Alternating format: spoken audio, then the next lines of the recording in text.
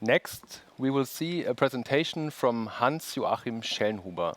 He is a climate scientist and the founder of the Potsdam Institute for Climate Impact Research. Among many things, Mr. Schellnhuber is known for his idea to revive the Bauhaus philosophy to address the climate crisis. The idea of a holistic culture of building in the awareness of social responsibility. A good idea, since buildings and infrastructure are responsible for at least 40% of all greenhouse gas emissions. In 2019, Hans-Joachim Schellnhuber started a project called Bauhaus of the Planet Earth. Now we will see a presentation titled Utopia or Dystopia. Mr. Schellnhuber, the floor is yours.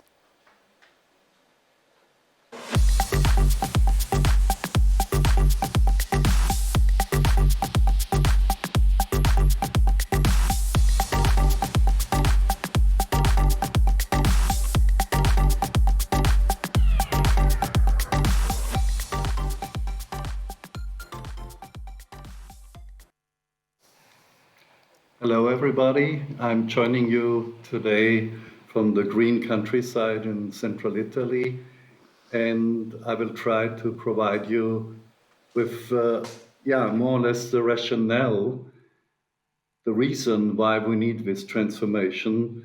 Ursula von der Leyen has wonderfully outlined the vision behind the new European Bauhaus movement. From the point of view of a climate scientist, I will tell you why it is so important that we have to reinvent modernity actually in all aspects.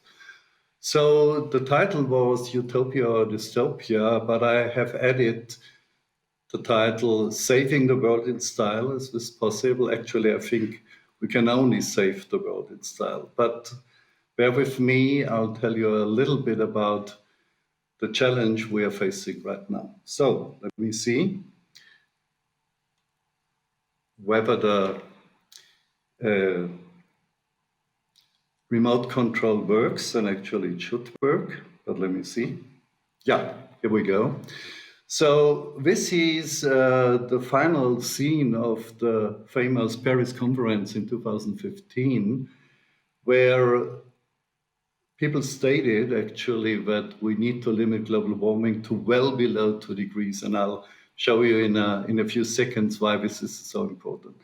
But actually what happened is that, let me see, yes. So let me go back. Yeah, so remote control is always a little bit remotely, so bear with me nevertheless. So what you see here is signed in red or flagged in red is that the World Climate Council has actually asked for limiting global warming to less than 1.5 degrees centigrade. And I show you now, this is so important. And by the way, I should say, this Paris Agreement is in a way the reference point for the 21st century. It's about why we need to reinvent modernity. So if we go to the next thing. So what you see here is a very important cartoon, if you like. It's based on a theory I introduced together with colleagues around the year 2000. It's about the so-called tipping elements in the Earth system.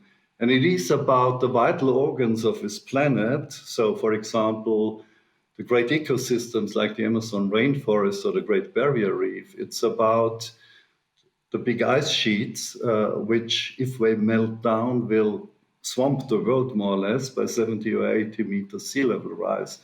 But then there are also the circulation patterns upstream or in the atmosphere, and in particular I would mention the jet stream, which you see circling in the northern hemisphere.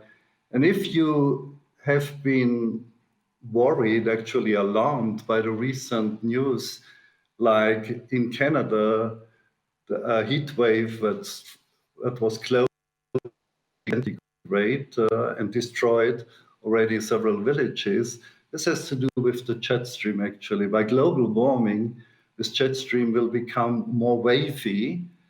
the so-called Rossby waves, stationary extreme events like the one we have seen in Canada or in the west of the United States and now also in Russia, in Europe and so on.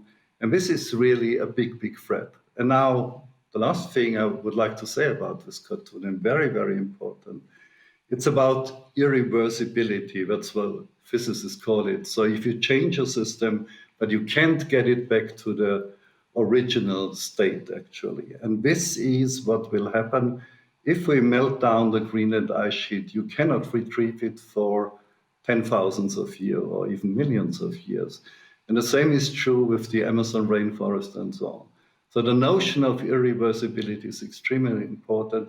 And that has to do with justice, or actually climate injustice. If we tip actually some of these systems into a new state or even into destruction, future generations will live in a world and we have no chance to get back to the beautiful world we actually destroyed. And that is why, as you will see,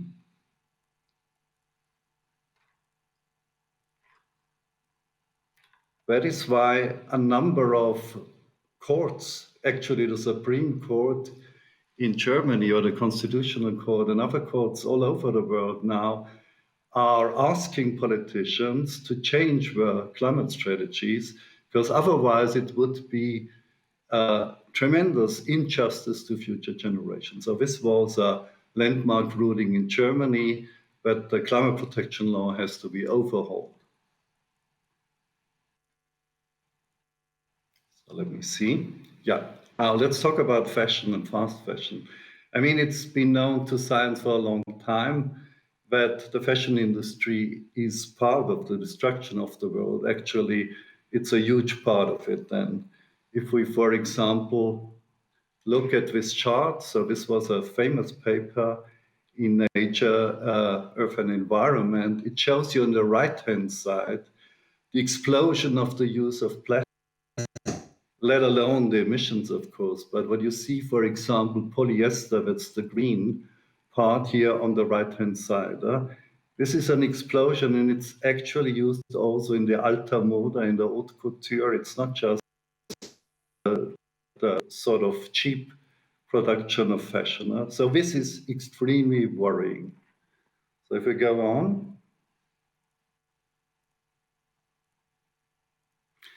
Now, the fashion industry is part of our overall culture on this planet, and it's part of the built environment. And the built environment, as has been said already, is responsible for tremendous amounts of emissions. So, for example, you have about 40% coming from the built environment, and even more than 50% of the waste, actually. So this is, if you like, the elephant in the climate room, and we have to change this. Let me see. We introduced recently a study called Buildings as a Global Carbon Sink, and the idea behind that very quickly is that if you build the world in the future from wood, for example, from timber instead of concrete and steel, you can even suck up CO2 from the atmosphere. So you are not emitting, actually, you're compensating for historical problems we have created with the planet. So let me go on.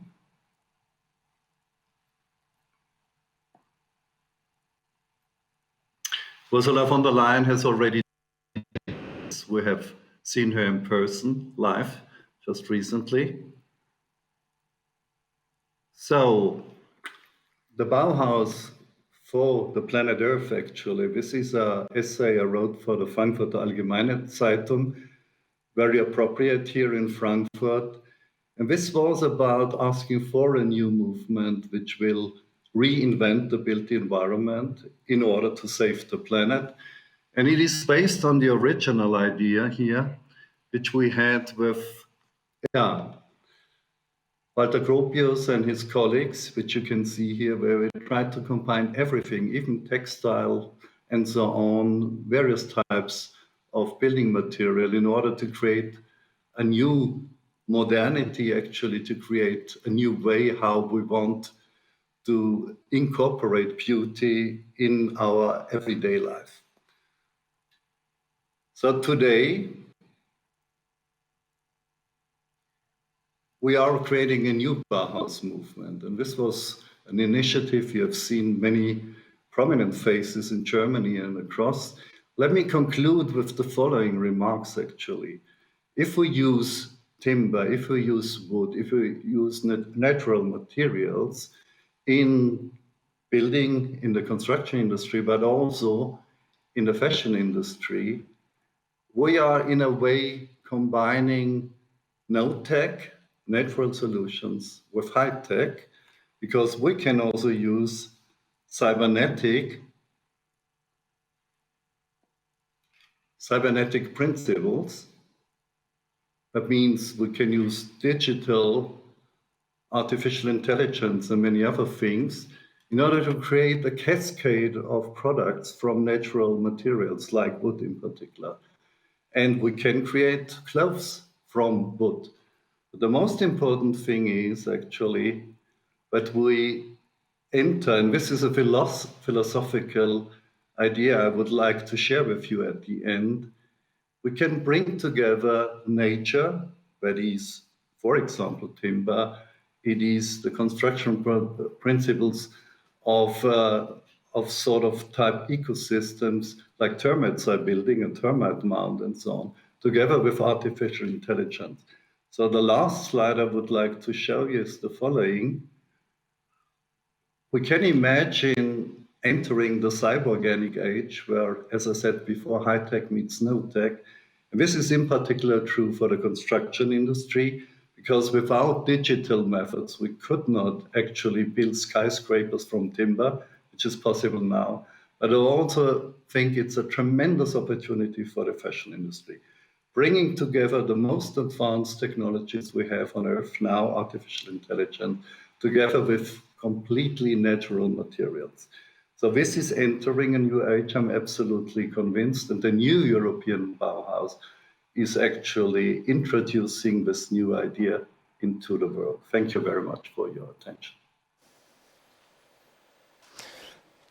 Thank you very much, Mr. Schellnhuber. My clothes are not made from wood, but saving the world in style, count me in. What a profound input. Thank you very much, Mr. Schellnhuber.